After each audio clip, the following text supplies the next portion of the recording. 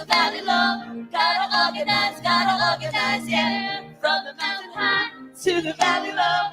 Gotta organize, no telling on the mountain, over the hills and everywhere. No telling on the mountain, gotta let our people know. One more time. From the mountain high to the valley low. Gotta organize, yeah. From the mountain high to the valley low. Gotta organize, yeah. From the mountain high to the valley low. Gotta organize, yeah. From the mountain high to the valley low. Gotta organize, so go tell it on the mountain, over the hills and everywhere. God, tell it on the mountain. Gotta let our people know. Gotta let our people know. Gotta let our people know.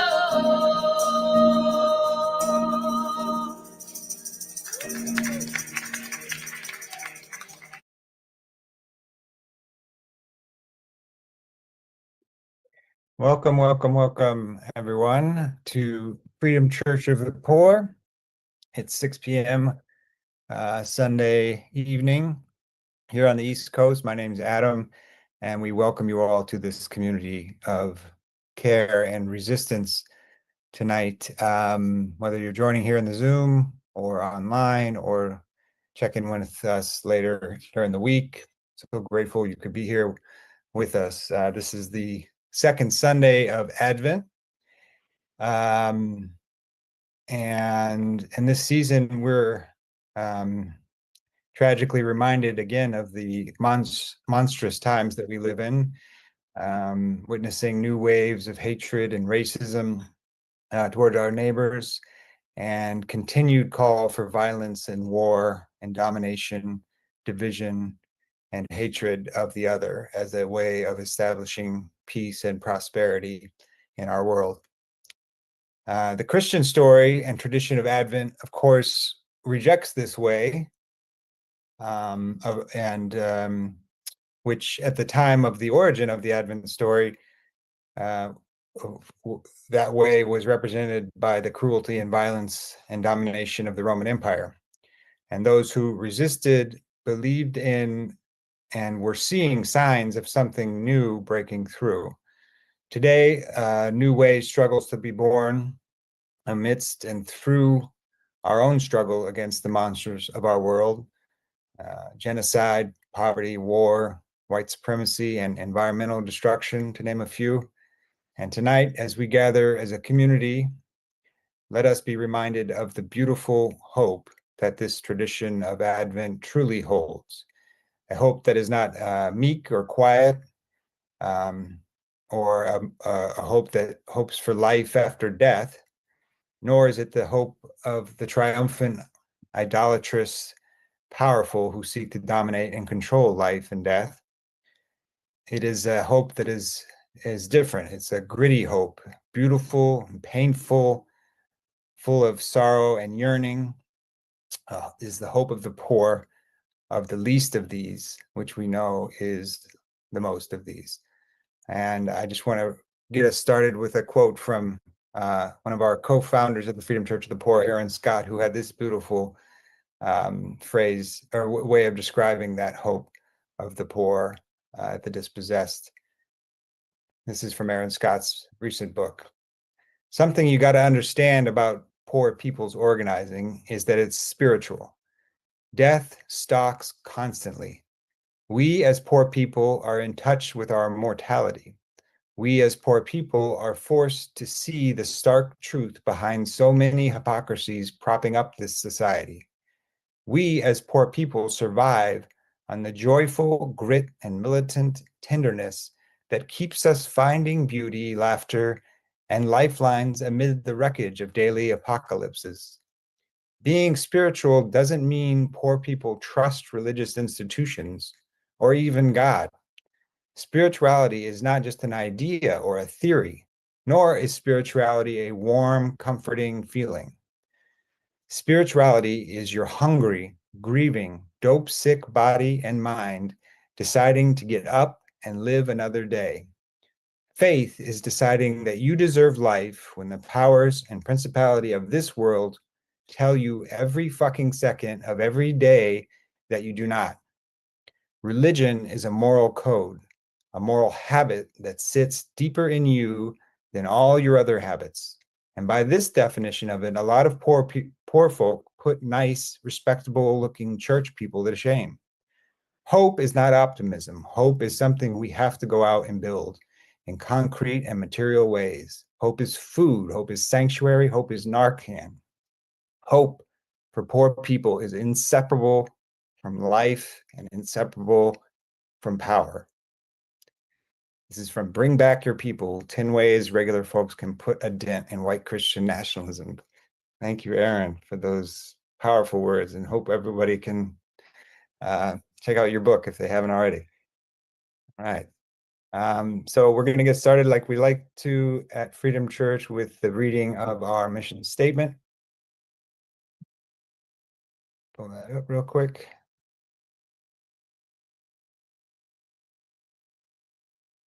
All right, here we go. Tammy? Yes, thank you. The Freedom Church of the Poor is a spiritual and political home for movement leaders. We believe in the fundamental dignity and value of all life, and in a world of abundance where all can thrive. We gather as a community of faith to support and care for each other. We commit to realizing the abundant world God promises by identifying, developing, and uniting leaders who will build a movement to end poverty, led by the poor. In this community, and through our commitment to this struggle, we also seek to rediscover and share a vision and practice of religion that is rooted in truth, justice, and love. Thank you, Tammy. And as I mentioned, we're in the season of Advent, what we call around here Advent of a Revolution. And to say a bit more about that, we've invited Minister Matt. Please, Matt. Hey everyone, Advent of a Revolution. Social movements and revolution are built in stages. We see this throughout the Israelites' struggle for liberation and in life in the ministry of Jesus as he built a movement of the poor against the empire of Rome. Texts that exemplify the stages of building a social movement characterize our season of the Advent of Revolution, especially the calls of the prophets, both biblical and contemporary, who call for radical revolutionary values. This season is part of the Winter Offensive, National Union of the Homeless.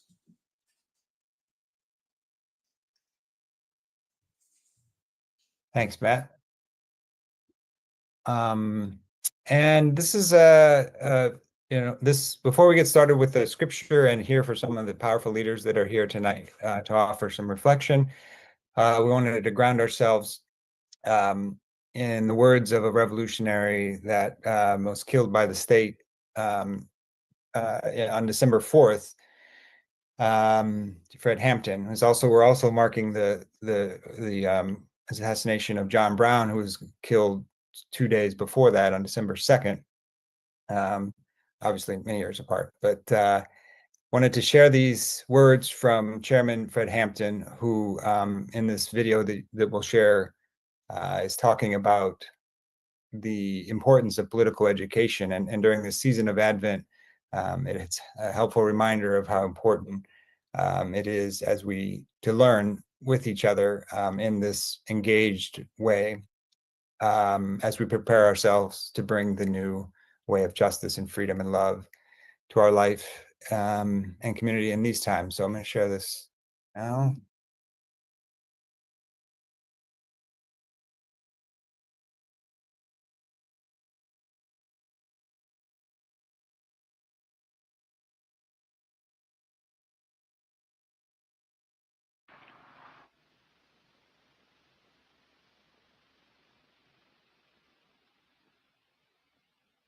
you basically knowing my ideology, and basically you knowing me knowing yours, you can support some of our programs. Is that what you're saying? Why not? And you believe in programs like the Breakfast for Children program and free health clinics? Right on, brothers? We believe they're good things. Uh-huh. As a focal point to organize their mothers and fathers. Uh-huh. Peace. Mm-hmm. There's no educational program here? That's come out of the social action thing. You know, you set that up, bro. I mean, we can't put everything on one piece of paper. What about this bank? Credit union? Mm-hmm. Credit union. Credit union, my brother. Is a If bank. you're hip, are you hip to credit unions? It is a bank. Yeah, you go and borrow money? Yeah, it's a bank. It's a bank. Owned by the people, run for the people, and by the people. What will money be given out to people for? Well, the people would decide that. You want to buy, you know, whatever, you know, the people in the community decide. You need some living room furniture, maybe? You need a car, maybe? See, the thing is with me, you dig, I need to know some more about it. I wish you had some more literature about the educational thing here. Because, you dig, as far as we're concerned in the struggle, when we look at struggle, is that this depends on the educational thing, you dig. Because this depends on the education. Well, the whole thing. No, but in the end, this does. You can form this with no education. You can form this. No, not the way we're talking about forming it. You know, right. We're talking about forming it right. You know, it's not on the paper. We didn't write it on the paper. Form it right with no education. No. Let me give you an example. Jomo Kenyatta formed the excellent revolution with no education. And on the end thing, Jomo told the motherfucker, said, well, you know, you can educate hate the enemy, but I'm your brother. I'll help you lead the revolution. Now I'm going to oppress you. Another example, Papa Doc in Haiti. Papa Doc in Haiti hated everything white. Man, you couldn't put this white paper in front of Papa Doc's face. But he moved all the white people out and he took over and be oppressed. He did, because of no education. And the people that have been educated, they just said that we don't hate the motherfucker white people, we hate the oppressor, whether he be white, black, brown, or yellow. So we got to know the educational program to find out what is going to be in the finale. A lot of people, Jomo Kenyatta is called not a revolutionary, but an ex-revolutionary. So it's Papa Doc. They brought on a successful revolution. That thing in the Miles was a bitch. Bantu freedom fighters, all that kind of action. What we're saying is the end. But you don't judge Castro now. You can't do it. Nobody in this room could judge whether Castro's going to be a revolutionary or not. You know what I mean? We're talking about things, you know what I mean, with China, the People's Republic, and even at the stage they're in now, talking about even going on further into a communistic state. That's what we're talking about. Those are revolutionary. So we got to understand here the educational program that you have to be able to figure out whether it will go on the right lines where the people will end up in a situation where they can be able to really control themselves. You understand what I'm saying? With no education, the people take this local foundation and start stealing money because they won't be really educated to why it's the people's thing anyway. You understand what I'm saying? With no education, you have neo-colonialism instead of colonialism, like you got in Africa 9, like you got in Haiti. So what we're talking about is there has to be an educational program. That's very important. As a matter of fact, we are so important with us that a person has to go through 6 weeks of our political education before he can consider himself a member of the party, able to even run down ideology for the party. Why? Because if they don't have an education, then they're nowhere. You dig what I'm saying? They're nowhere because they don't even know why they're doing what they're doing. You might get people caught up in the emotionalist movement. You understand me? You might get them caught up in because they're poor and they want something. And then if they're not educated, they want more. And before you know it, they'll be capitalists. And before you know it, we have Negro imperialists. Thank you so much, Adam, for sharing that. And just once again, just wanting, as we're in the season of Advent and thinking about how we prepare ourselves, just the role of political education. Now we're going to get into the scripture, and I would like to invite up my brother Elom of Black Christians for Palestine. But first, let's read the scripture. We're reading from Isaiah 11, 6-9. The wolf shall live with the lamb, the leopard shall lie down with the kid, the calf and the lion will feed together, and a little child shall lead them. The cow and the bear shall graze, their young shall lie down together, and the lion shall eat on straw like the ox. The nursing child shall play over the hole of the asp, and the weaned child shall put its hand in the adder's den. They will not hurt or destroy on my holy mountain, for the earth will be full of the knowledge of the Lord as the waters cover the sea. And next up is Elom Tetty-Tamaklo from Black Christians for Palestine, which is one of our co-sponsoring organizations. Thank you so much, Elom, for joining us. Thank you, friends. It's absolutely wonderful to be with you all tonight. Apologies that I'm in a car in an awkward situation on the road, and I just had to be with you all by all means. So thank you so much for having us, and what a gift it is to be in beloved community tonight. I know there's a lot going on in our world. There's a lot going on in our hearts. But I'm so grateful that we're all taking the time to be here and to sit virtually with each other. You know, the days are getting shorter and darkness lingers all around us, physically and metaphorically. And as someone who grew up around the equator, I grew up in Ghana, West Africa, changing seasons and light patterns are somewhat foreign to me. You know, I was used to regularity and consistency, so this part of the year always unsettles me. And I mean, what am I supposed to do with a dark sky at 4 p.m. in rainy Boston? It's tough, I must say, you know, but we're managing. But in many ways, Advent feels similar. Our regular cadence has changed, and now we're in a period of darkness, spiritual darkness, as it were. We're in a period of contemplation, of sorrow, and for some, we're in a period of despair. And in the midst of all this, we are told to practice the spiritual art of hope, of patience, of waiting, and looking for a certain redemption of our bodies, of our souls, and even of our world. But I'm sure you'd agree with me that waiting is never fun. And you know, as someone who hates waiting, I'm constantly the last to always get on my flights. They are constantly screaming my name in the airports because I just can't get to the airport early to wait. I absolutely hate waiting. So it's so difficult when I'm in this season of Advent and we're told to practice the spiritual discipline of waiting. But what Advent does to us and for us is that it is asking us in many ways to wait. And the question I've always struggled with, friends, is what are we waiting for? So while the main message of Advent is obviously waiting for the Messiah, Jesus, the Lord, who embodies much more than a baby who came into the world in swaddling clothes, we are waiting on the personification of justice, of freedom, of liberation, and the plethora of the things that our hearts are aiming for. And in this moment where our shared planet crumbles under the weight of human greed and exploitation, our neighbors are being snatched up by ICE, and money for jobs and education is being used to fund wars and genocide, it feels more relevant than ever, the waiting and the anticipation of a new world. So Isaiah, in one of his most fascinating and honestly perplexing prophecies I've heard, he's saying that the wolf will dwell with the lamb, and the leopard shall lie down with a young goat. And he goes on and even says that a child would put their hand in the hole of a serpent, but no one shall be hurt. And honestly, the first time I stumbled across this prophecy, I was shocked. I was like, Isaiah, I know that you've said a bunch of different things, some of them more outlandish than others, but this takes the crown.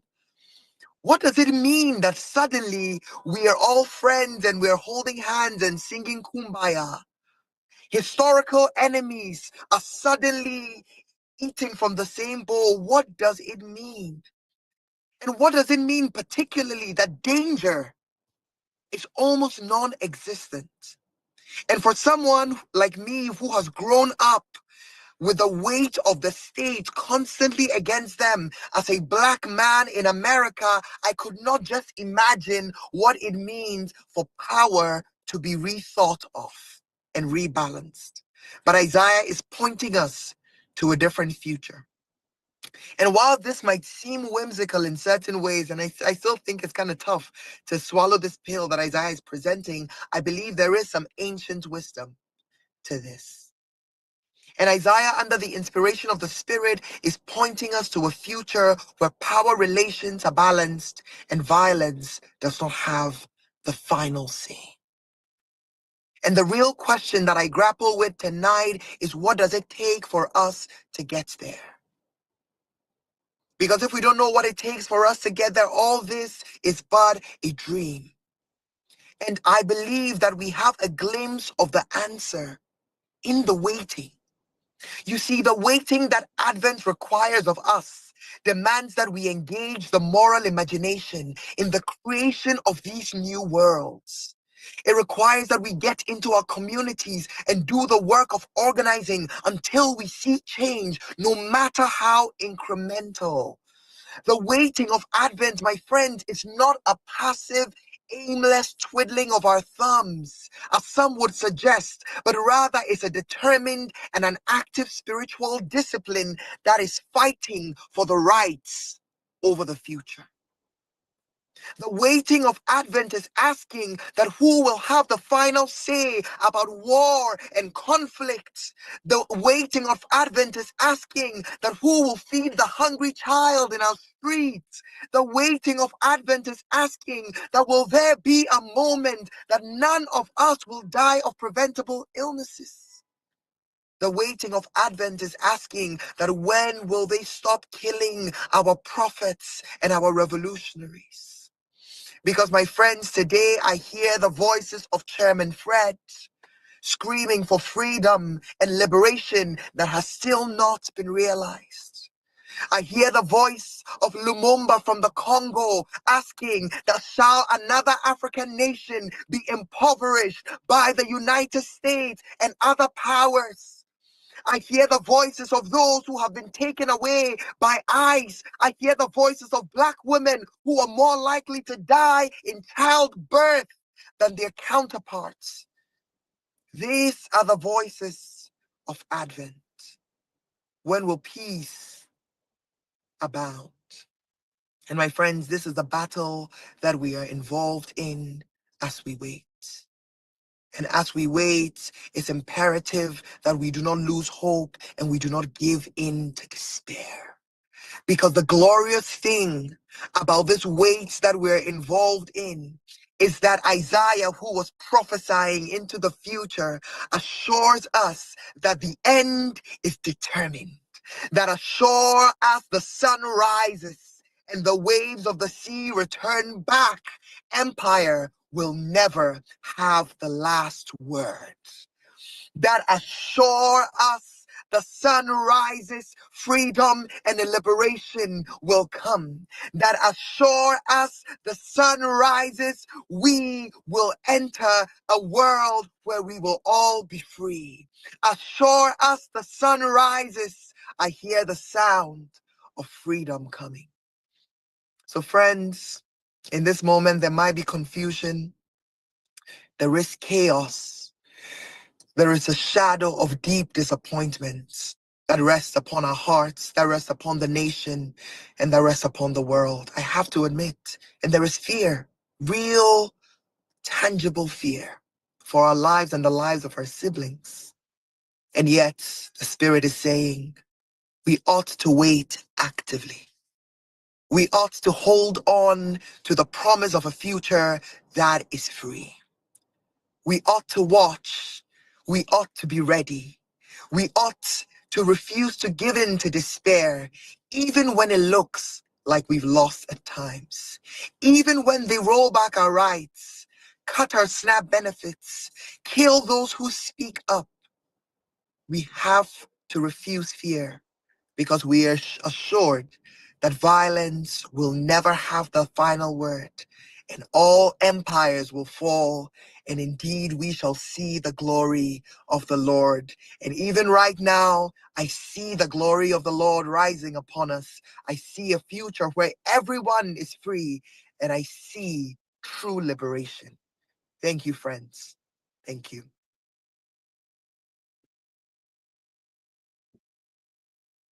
Wow, thank you, Elom. Getting a lot of love from folks in the chat there. That was it really brought the spirit. Thank you for that rousing word. So good. And I love this notion of waiting as a spiritual practice. I've never considered that. It's deep. Thank you so much. And now we're going to invite our next guest speaker tonight, Guadalupe De la Cruz. So blessed to have you here, Lupe. Lupe was born and raised in a working class family, farm worker family in South Florida. She's co-founder of Seeds of Resistance, a program that integrates art and trauma healing work to address the needs of migrant youth. And she also serves as the Florida director of the American Friends Service Committee, where she helps build the power of refugees and immigrants in South Florida. And tonight, I think Guadalupe is here to also represent the Free Families campaign, which she'll say more about, and we'll lift up again in the call to action. So thanks again, Lupe. I'll pass to you. Thank you. Good evening. Buenas. Like Adam said, my name is Guadalupe, she, her, ella. I'm very happy to be part of this Freedom School. I've been part of these before in the past, so it's just really exciting to be in this space again and see Sierra and Adam, who I haven't seen in such a while. And it's a hard act to follow after the beautiful and strong words that Elom has just shared with us. But I was invited here to talk a little bit about what's happening in South Florida, specifically around Alligator Alcatraz. I want to begin with saying that our Florida program within AFSC has been focused on advocating for immigrant and undocumented rights for the last couple of years. And the Alligator Alcatraz is one of the many struggles and fights that we have to shut down these detention facilities that harm our communities. And this is just one facility of the many in South Florida that are causing harm to the community that I serve. And I'll just preface by saying, you know, this didn't just start overnight. I know a lot of people have heard about Alligator Alcatraz. Many people have read many articles, and unfortunately, Florida has been all over the media, and not for the good things, because Florida is one of the most anti-immigrant states in the United States. But I'll start with saying that Alligator Alcatraz, though it was built in 8 days, the infrastructure for it started happening around 2018. And I say this because that's the time where our governor, Ron DeSantis, was elected, and his campaign was specifically focused on creating an anti-immigrant sentiment in the state. And as we move forward into 2020, we see the election of Biden. And, you know, during that presidential election, Republicans and really made immigration a wedge issue in our community. And we begin to see a lot of immigration policy and implementation being created because it had been taken up as such an important topic during those elections. Then in 2022, during the midterm elections, Republicans win, and they send a strong message to Florida, again, using immigrants and undocumented communities to further build their platform. And then we see in 2023, when Ron DeSantis declares a state of emergency and starts to redirect a lot of funding, especially after we had seen such an increase of Haitian immigrants fleeing to the US, and starts to really go heavy on bringing federal funds to continue to militarize our coast, our border, and continue to build on deporting and deterring immigrants from calling Florida their home. And then in 2024, throughout to 2025 of this year, we start to see an increase of 287G agreements, which is basically, for folks who may not know, it is this relationship, a strengthening of the relationship between ICE and police police officers in the state of Florida. And then we start to see an increase of federal funding going into detention facilities, and especially like the one in Everglades. Alligator Alcatraz, the whole vision was definitely to create an infrastructure that would detain and deport immigrants and undocumented individuals in such a speedy manner. It was built in 8 days, and it was built in the middle of the swamplands of Florida.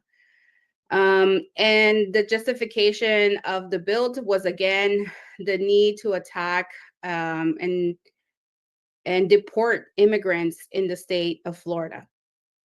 And then I want to also emphasize that this location was specifically chosen because it was in the middle of nowhere, and it also created a platform for zero accountability, where people, decision makers and policyholders, didn't really have to give explanation of what was happening. The intention behind creating Alligator Alcatraz was definitely one to, again, remove individuals in a speedy manner, but also to keep it under the radar.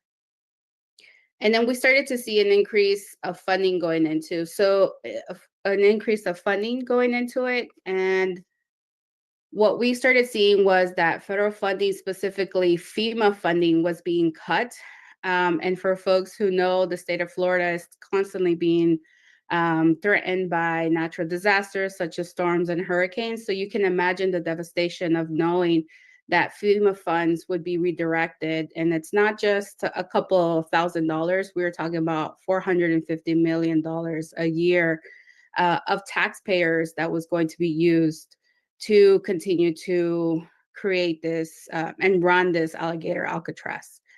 Again, people have seen the pictures, and it has been blasted all over media how horrible the conditions in Alligator Alcatraz have been. Again, it's in the middle of a swamp. We are constantly under heat waves, and so that was another condition that people were having to navigate. An increase of bugs, mosquitoes that were also creating very hostile living conditions for individuals. There was a over flooding that was constantly coming into the facility. And again, I just want to say that this was not a building. This was something that was created overnight, and these were basically cages that people were living in. And it's important for people to know what's happening in these detention facilities, not just because the money that's being invested into it, but because these detention facilities are being created to specifically strip the humanity of community. We know that the most affected in these the most impacted and the most affected community members are always going to be people of color, people who are poor, and people who do not have access to a lot of the resources in our community to help them get out of these detention facilities. I think another thing that's important to mention here is that this detention facility, though during the middle of the year, we had a victory to shut down the facility, the governor appealed his case to continue to run and operate the facility and continue to open up the facility and continue to detain and deport individuals from Alligator Alcatraz. And also, this was all happening when our government had its shutdown, one of the longest shutdowns that we had in the US. And knowing that there were so many families that were being affected, that were losing their SNAP benefits, that were losing their health cares, we saw that these detention facilities were still being run when we knew that the money that was being invested in these facilities could very well go to community who needed it the most. And so I also just want to redirect, myself into another point of conversation, and I know that this is still happening, like our people are still being detained, are still being deported. I think right now, some of the scripture that you all are really reflecting and reading is very important, because we are living in a world where there are so many monsters, and there's so many monsters being created and made, and we are easily thinking that the monsters are these large corporations, you know, that benefit from these detention facilities, that benefit from people being detained, from people being arrested, and from people being deported. But, you know, outside of these corporations, there are other monsters, and those monsters are the people who choose to stay silent, who choose not to get up and fight for others, and choose not to fight for their own rights.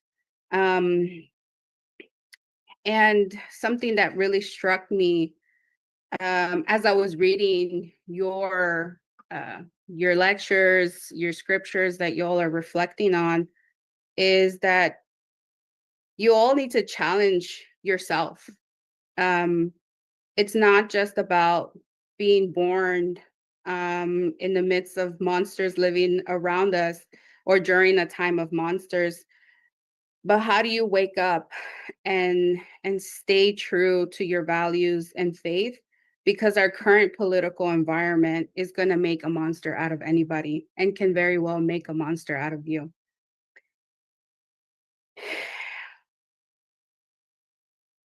And again, you know, I said a monster can be created out of these current conditions. And how are you not becoming a monster? How are you choosing to live into your values, into your faith? And how do you continue to raise your voice and allow others to raise their voice too?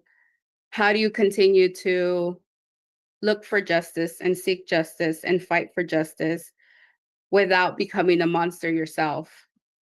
And you know, we currently have the perfect conditions to create a monster. And I continue to repeat that because we are all responsible for everyone. You know, we, regardless of our beliefs and our political backgrounds or our religions, we are the ones that are responsible for our communities. We hold each other. And if one person is not free, that means that we are all not free. And so we very well hold the responsibility to continue to support and uplift our community members. And it's very important for people to understand that right now there are so many people who are not free. And there are so many people like you all here who are choosing to be here on a Sunday and educate yourself and really rethink and reimagine what a life would look like when everybody is free. And so that in itself is very commendable. It's very uplifting to know that there are people who are willing to challenge what is currently happening to our community and to our society.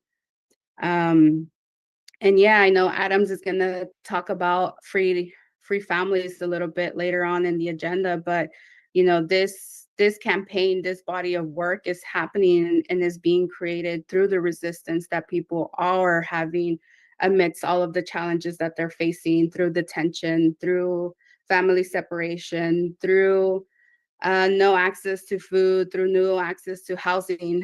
People are still choosing to believe that there is a better world, and still choosing to come together in community and stand together and uplift each other and support one another, because we are stepping away from the traditional organizing of, you know, just having numbers. You know, we're choosing to build community. We're choosing to integrate our beliefs, our cultural backgrounds, our music, our songs, our stories, because right now we're in such a horrible and scary moment where people who were unafraid at one point are now afraid, and we're being pushed back into shadows. We're being pushed back into the darkness. And and you know, we're being forced to be invisible again. And it is so sad to know that there are so many people right now afraid to fight for their rights right now. And so how do we again go back to keeping ourselves accountable and responsible for our community, and how some people are putting their bodies on the line and some people are actually, you know, out there talking, um, and and connecting with the community and telling them that, you know, regardless of what's happening, you're still human. And how do we bring that humanity back into our organizing? and to our teachings. And so that's what Free Families is really about. It's amidst all of the horror that is happening in our community, we are choosing to continue to step up and be part of real changes in our community by being together. Because right now, policy and our political environment are wanting us to be divided, are going to continue to want us to be working in silos. And so this is such a pivotal moment for us to continue to build community, to continue to resist and come together.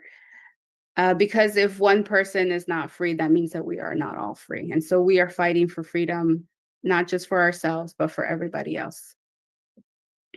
And I know I'm probably at time. So I appreciate, again, just being here and be able to share a little bit of what we're up against in South Florida. And again, that's one detention facility out of the many detention facilities that are in South Florida, that are in the South, that we're hoping to shut down, because we were able to shut down one detention facility here in South Florida. And we know that we can continue to do that, not just here, but all across the country. Thank you. Thank you so much, Lupe. That's yeah, I mean, just for taking us through that history of Florida and just the immigration policy in this country, and just to help us better understand that, which, I mean, these things are so clearly not about safety and protecting people, but are just deeply racist and dehumanizing, and ways to stoke fear and division and ultimately make folks richer, like you said, or drive us further into this kind of authoritarian fascist world. And also thank you for calling us in to, remember how we have to take action and be on guard and not become that which we're fighting, and what is oppressing us. So really grateful for Free Families, and this model of organizing that's rooted in community and song and spiritual life. And we'll say more about how to connect with that at the end. But again, thank you for your work and your courage and your sincerity, Lupe, and and for being here with us tonight. So we'll now move to our next speaker, Minister Tammy Rosing, who is a minister with the Freedom Church of the Poor and also a leader with the Lancaster Union of the Homeless, is going to share a bit about an upcoming event as part of the Winter Offensive. National Union of the Homeless is one of our co-sponsors here this season. So Tammy, I'll pass to you. Thanks, Adam. Can you hear me okay? Yes, you're good. Cool. Yeah. So, I'm a part of the Lancaster County, Pennsylvania chapter of the National Union of the Homeless. I also help coordinate the the media and communications press work stuff for the union, and the minister with the Free Church of the Poor. So as a part of our national annual Winter Offensive organizing drive that goes from around Thanksgiving to MLK Day, one of the key dates is December 10th. It's recognized, as Human Rights Day, and inspired. So this will be our second annual. Last year, it just, as we were all talking about, right? Like how the conditions are the way they are, and they're just going to keep getting worse, honestly, like for a significant time period because of the policy changes. And the policy violence perpetrated by those in power. And last year, we held the first annual People's Hearing on December 10th. And we chose a People's Hearing because we wanted to put the system and those in power on trial. They are constantly creating the conditions that they then criminalize us for and punish us for. And so this is our way to basically be on the offensive and put them on trial. They are guilty of denying our human rights. And so that's why it takes place on December 10th. And so this Wednesday, it's virtual. It'll be live. You can also register to join us on Zoom. You'll hear testimonies from people from across the nation. You'll hear from folks from United Workers in Maryland, the Homeless Union Chapter folks in Chicago. You'll hear from Maureen from Welfare Rights. You'll also hear from a few folks in Lancaster County, Pennsylvania, that'll be sharing testimony. Someone from Put People First PA and the Nonviolent Medicaid Army. And these testimonies are going to share plight, fight, insight. We're going to talk about the conditions around the front of struggle we're talking about. And we're going to talk about why this is the way it is. And we're going to talk about how we're fighting back. And so, yes, it's kind of done like in honor and in recognition of Human Rights Day, because that's what we're fighting for. We're fighting for our human right to health, to housing, to food, the human right to freedom of migration. Like, it's a time to do that. I see them criminalizing us every day. And I think about when I look in my own community in Lancaster County, Pennsylvania, in the south central region of the state, we are considered the Bible Belt of Pennsylvania. And right now, like, we're in a fight for a budget that is moral and just, to where our county commissioners have no problem spending upwards of $400 million on a new, larger prison, but will not guarantee just the 1.5 million that the federal government wants to now take away for these permanent housing programs that could lead to 155 people facing eviction come May. And they have one last meeting on December 16th, and then on Christmas Eve, December 24th, is the final vote for this unjust, immoral budget, led by people that are self-identifying, they say, followers of Christ. That's that distorted moral narrative that we talk about in our movement together. And so that is what we're fighting for in this Advent season. We are fighting for justice. We are fighting for that 155 people to continue to be housed. We are fighting for our right to food. I see like how in Colombia, a group of us are operating a food pantry and community meals, and looking to branch out and bring in the Freedom Church of the Poor Bible studies and services and gather together, because it's all encompassing. Folks need faith, they need community. These times are harsh right now. And the conditions, as I said, will continue to get worse. Recent reports say about 60% now, 60 are struggling to make ends meet. The poor and dispossessed, we are now the majority. And there's still a sector of people that could very rapidly become one of us. We have nothing to lose but our change.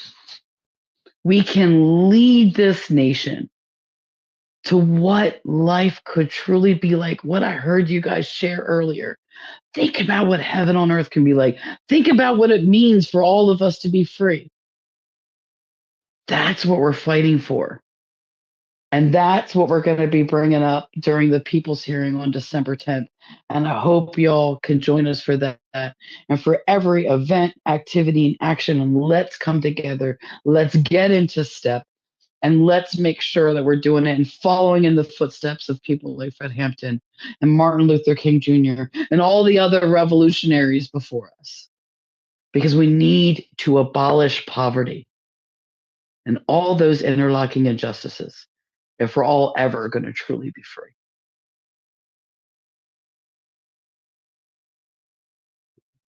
Amen. Minister Tammy, thank you for that powerful word that you brought tonight. Oh my gosh. Feeling that. And I want to move to the share more about the People's Hearing and all of these, so many calls to action we have tonight. But before that, important that we ground ourselves in a time of prayer, what we call the prayers of the people. So I'm going to pass it to Minister Matt to lead us through that. If you have any petitions, you can put them in the chat. But Matt, I'll pass to you. Thank you, Adam. Let's take a moment in prayer. Dear Heavenly Father, thank you for all these gifts you've given us throughout these years. The trials that we go through at this time and these horrible sacred moments. Let us be brought to a new idea of a new human, of a new idea of a new humanity that we can all live in, where we're all free. And this idea of hope and joy can, run down and permeate every essence of all of us. Thank you. Sorry. We thank you for the gifts that you've given us today.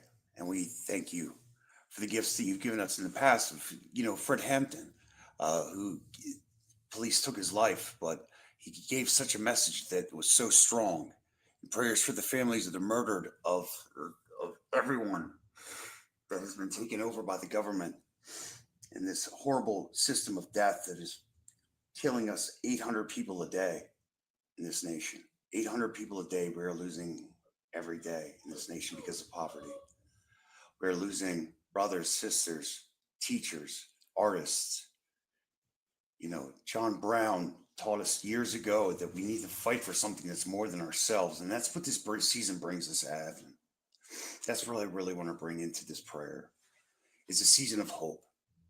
In a dark time, we can become so noble. In our darkest moments, we can look at life with love and joy and hope. In that darkest moment, we can light a candle and have that light permeate through us and bring light to others through our struggle, through our struggle, through sharing what we have, through sharing everything that we are with each other, breaking down all barriers, no matter who we are, what color we are, what we look like, where we come from. It doesn't matter. We are all humans. We are all connected. We are all children of light and love. And in this dark moment that we have right now, let us take faith that this candle is still lit,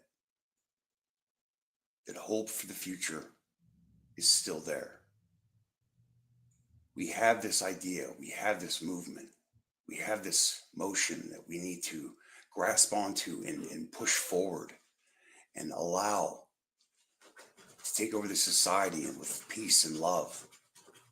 Because we need to put on our armor right now. This is not a time to back down. This is the time to fight, Father. And we ask for the strength in all this. Thank you. Amen. Thank you, Brother Matt, for holding us in prayer. Also lifting up some of the prayers here in the chat for the immigrants sent to third countries and kept in prisons, or sent to other countries, or kept in prisons or detention center in those countries. Betty's lifting up prayers for Curtis and Rachel, holding them close tonight. Thank you, Betty. And also prayers for Gaza. Aurelis passing along prayers for all the immigrants facing deportation in our world and in this country.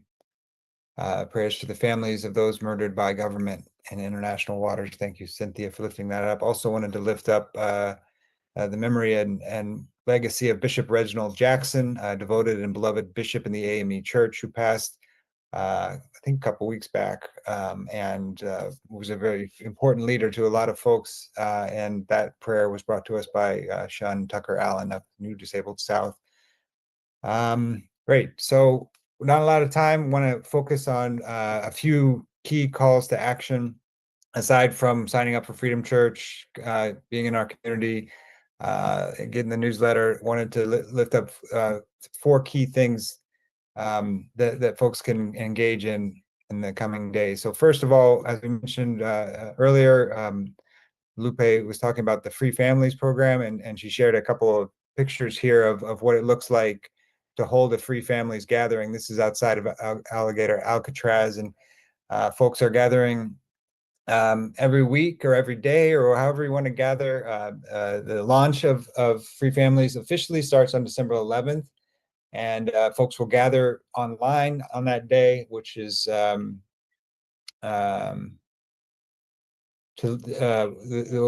they'll connect stories from around the country of how communities are taking a stand against this violence and share new resources, including a really powerful, very comprehensive toolkit that has rituals, prayers, songs, more, just to help folks with ideas and to connect communities that are taking these actions. So I hope you will check this out and learn, join for the launch and check out the toolkit. And you may be already doing something like this and want to just have it fold into this Free Families framework so that you can be connected to others who are part of these struggles. But however you want to engage, we hope you will, so we can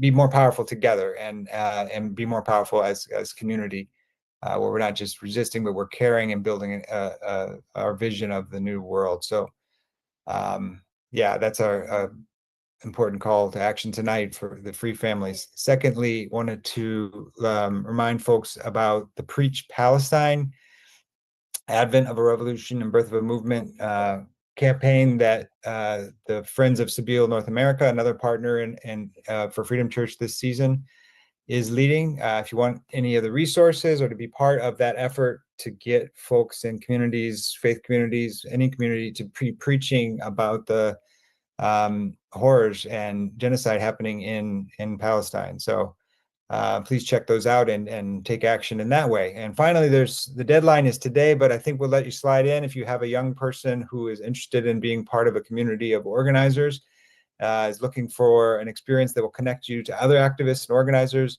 and hungry to get involved for the long haul. Want you to invite you to apply for the Young Organizers Survival Corps, which will kick off in January with a 5-day intensive boot camp organizing school. So if you know someone or you are that someone, please do that soon, because I think we're kind of getting to the deadline. And then finally, as Tammy was mentioning, the National Union of the Homeless is leading its People's Hearing on December 10th. So I hope you can join online for that and witness and be part of some of the powerful testimony and organizing there, as well as the upcoming Longest Night Memorial and Vigil on December 21st. So this is another opportunity to be a part of a vigil or to create your own, but to take action in this time of Advent and resist those monsters around us. So that is what I got. I think we're going to close in song, right, ministers? Here, okay. So we have a great song here, so stick around to leave with some spirit. This is a song that was put together by Steph Reed and Sharon Rebar. Nice remix of a holiday classic. So we'll leave you with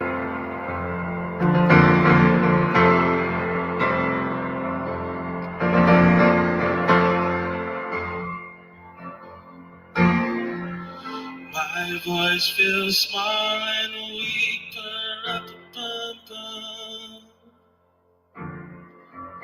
but now my heart must speak. We are a global choir.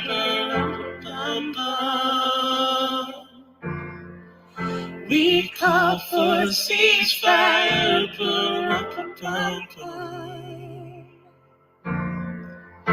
We will not stand for this.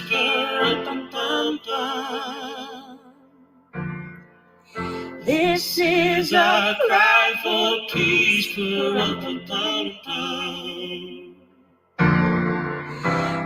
we will flood the streets.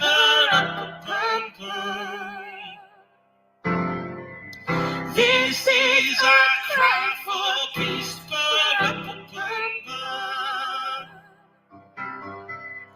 From streets in Ferguson,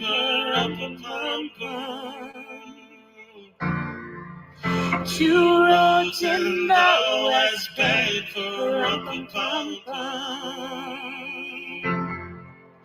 We will not let them win.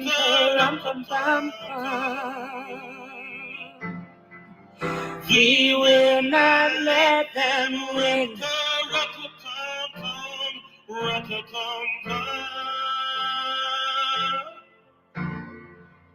We must free Gaza now. Free Gaza now. We must free Gaza now. Free Gaza now. We must free Gaza now. Free Gaza now. We must free Gaza now. We must free Gaza now. We must free Gaza now. We must free Gaza now. We must free Gaza now. We must free Gaza now. We must free Gaza now. We must free Gaza now. We must free Gaza now. Free Gaza now. We must free Gaza now. Free Gaza now. We must free Gaza now. We must free Gaza now. We must free Gaza now. Free Gaza now. We must free Gaza now. Gaza now.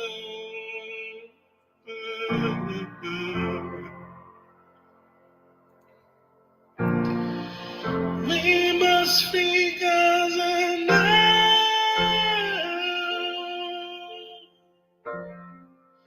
We must free Gaza now.